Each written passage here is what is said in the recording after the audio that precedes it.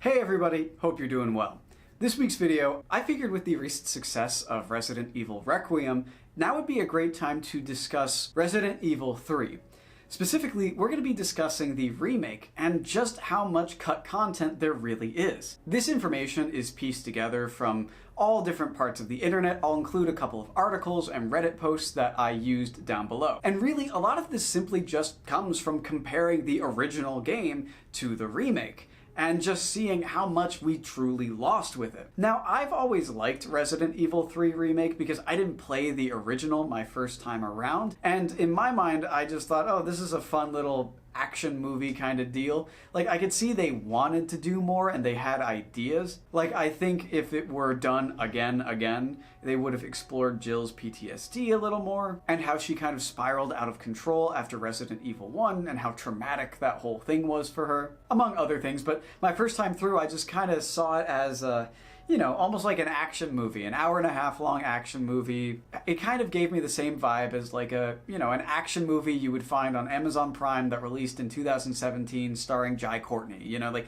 something basic and fun, and I had a lot of fun with it. But then after learning more about the characters and the world and playing different games and watching different movies, my opinion on it has changed drastically. As much as I love the character of Jill and the actress who plays her in Resident Evil 3 Remake, it is rough. So without further ado, let's get into this cut content. The first and most apparent to veteran players is the lack of branching paths. In the original game, you would have to make these decisions at certain points. Really, it boiled down to Nemesis would show up and you would have to decide how to handle that, and that would affect what items you'd have to grab and that kind of thing. Now, it wasn't branching in terms of changing the entire outcome of the game like a traditional choice-based game would nowadays. But it was still cool to see that. But it was completely cut from Resident Evil 3 Remake. Many agree that keeping these choice elements within Resident Evil 3 Remake would have actually helped with how short the game feels.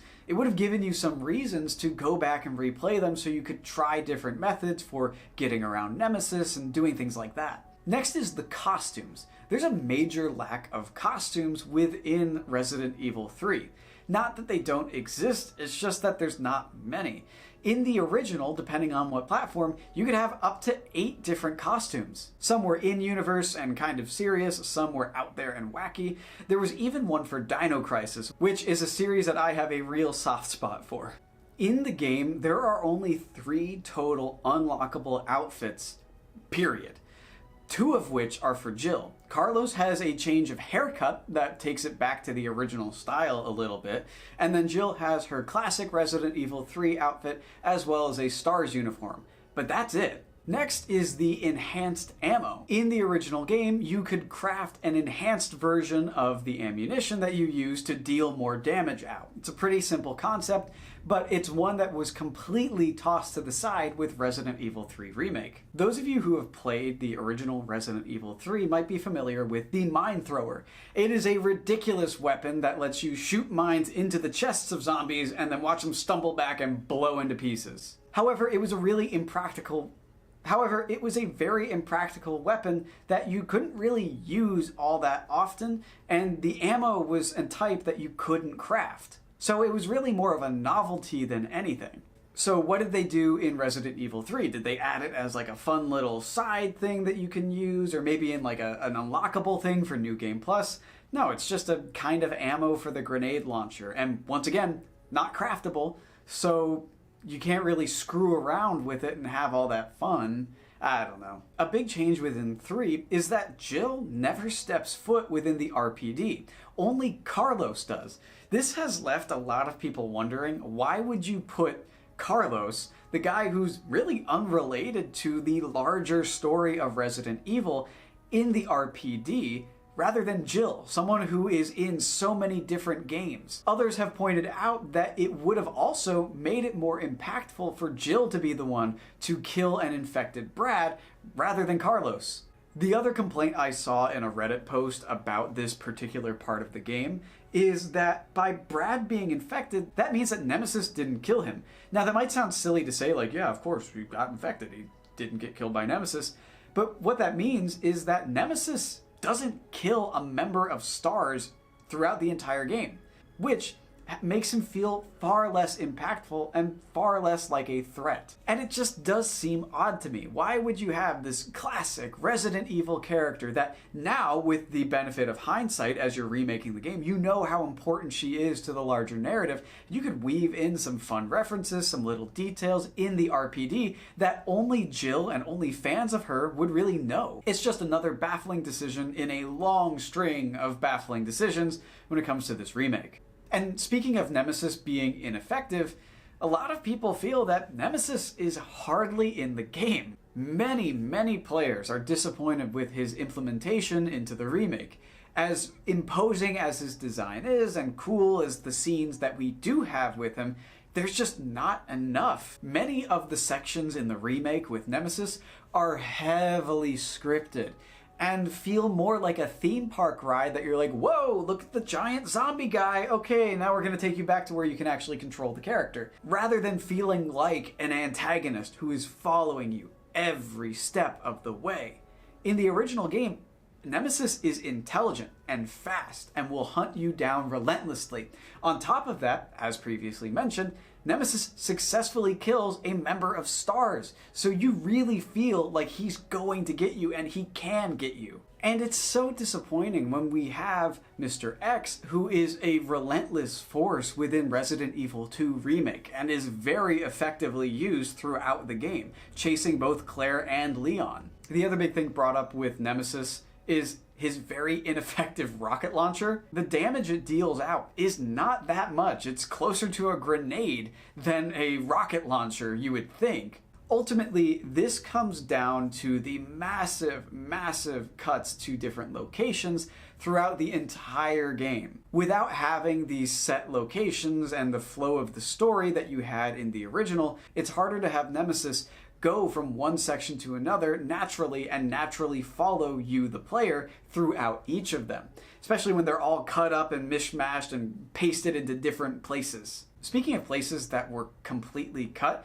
the clock tower. In the original Resident Evil 3, the clock tower was an important section in the game. You solve several puzzles as Jill, you fight Nemesis, and Carlos even has a section while Jill is recovering. And while the clock tower does appear in the boss fight, it just doesn't feel, it's just not the same. It barely appears. Instead of in Resident Evil 3 original, it was an entire section. And this once again comes back to the far more linear nature of Resident Evil 3.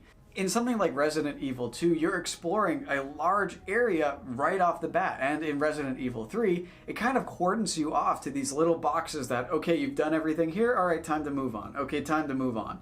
So it kind of made it feel awkward about where are we going to put the clock tower in the game, but I just don't think that's a fair excuse. When we've seen how good these remakes can be with Resident Evil 2, now we've also seen Resident Evil 4, and even the newer games with original stories like Resident Evil Requiem. Other areas that were gutted from the story was the Raccoon City Park, the graveyard, City Hall, the press office, and the Dead Factory. They've been cut entirely. When it comes to boss fights that were cut out, not only do we have the giant spider removed, but we also have the gravedigger completely cut. This next one might be the biggest thing for you veteran Resident Evil fans out there. And that's the removal of Barry entirely. And you know what that means? No Jill sandwich references.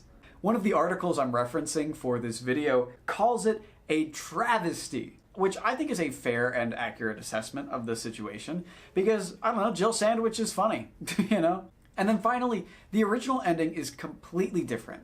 As most of you probably already know, the original ending of Resident Evil 3 featured Jill fighting her way out of the factory, trying to make it to the helicopter in order to escape before Raccoon City blows up. However, in the remake, it's basically the same as Resident Evil 2, kind of.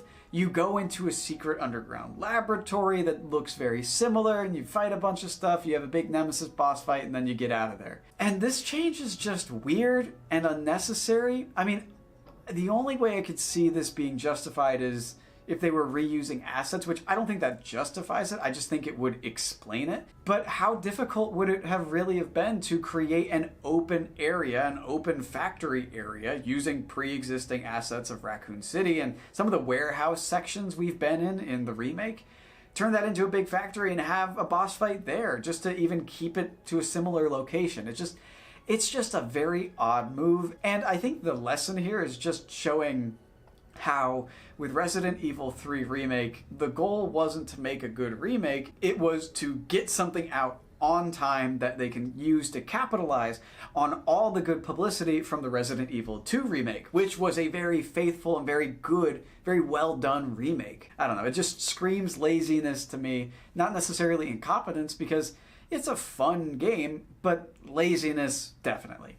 So what do you think of the Resident Evil 3 remake? How does it rank in your personal ranking of the Resident Evil games? Let me know what you think in the comments below. And thank you so much for watching. I appreciate every single one of you, and I hope you have a good morning or evening or, whatever.